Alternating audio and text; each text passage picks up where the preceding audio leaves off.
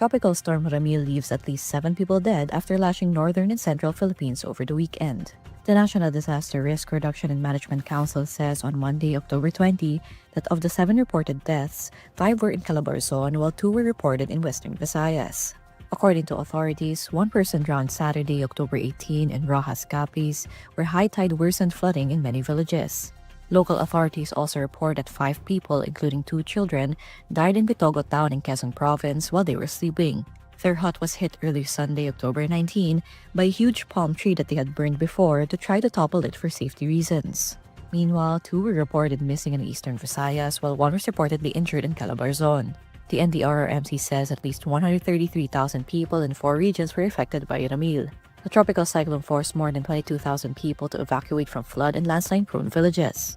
Nearly 14,000 people who evacuated remained displaced from their homes by Monday. Ramil made 4 landfalls in Luzon's landmass and exited the Philippine area of responsibility on Monday. Ramil is the 18th tropical cyclone to batter the Philippine archipelago this year.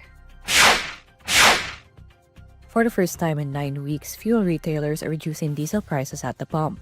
According to separate advisories on Monday, October 20, diesel prices will decrease by 70 centavos per liter effective October 21. Kerosene prices will likewise go down by 60 centavos a liter. On the other hand, gasoline will be more expensive by 10 centavos per liter. Last week, oil companies imposed mixed fuel price adjustments, with only gasoline recording an increase. Public Works Secretary Vince Dizon says private sector links of government officials are not inherently wrong. His remark comes amid the voluntary resignation of former Public Works Undersecretary Are Perez. Batangas 1st District Representative Leandro Leviste earlier linked Perez to private contractors. In a radio interview on Monday, October 20, Dizon notes that Perez previously worked at Metro Pacific Tollways Corporation of the MVP Group. But Dizon points out that having a link doesn't automatically make someone corrupt or is equivalent to doing something illegal. Nevertheless, Dizon says the investigation into Perez's actions is ongoing, but he says it is not focused on his private sector ties. Meanwhile, Dizon says he and Leviste already talked on the phone, with the lawmaker saying he heard something about Perez's connection. While Dizon says he respected what Leviste did, he points out that it will be better to back accusations with facts and evidence. Perez only took his oath on September 29 as Department of Public Works and Highways Undersecretary for Operations in charge of convergence projects and technical services.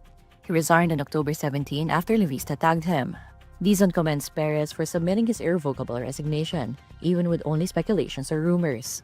A multi-billion peso corruption scandal involving DPWH officials, private contractors, and lawmakers has sparked widespread protests across the country.